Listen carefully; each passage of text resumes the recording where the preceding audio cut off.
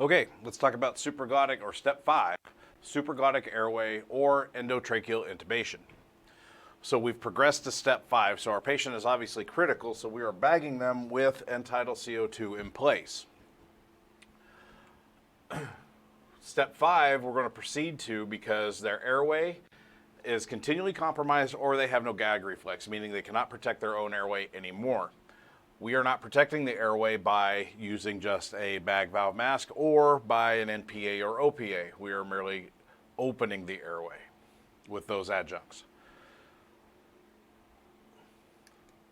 If we are to move to endotracheal intubation, the intubation is to be done by the paramedic on scene with the most experience in successful intubation.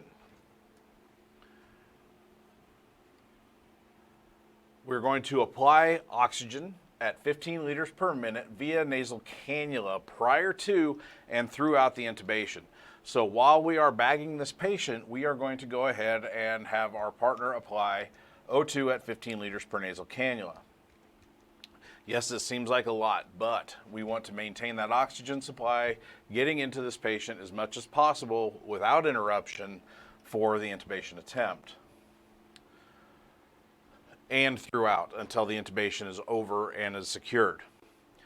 End-tidal CO2, again, we've been bagging with it, so now we're going to take the mask off and we're going to attach the bag and the adapter to our end-tidal, or our endotracheal tube. So we're going to plug the endotracheal tube onto the mask through the adapter, and we are going to give that first breath through the endotracheal tube with end-tidal CO2 attached. Not only is this good for knowing where your patient is right now, it also lets you know if you are in the right place, or lets the paramedic know if the intubation was successful by an instant reading. It is a confirmation device.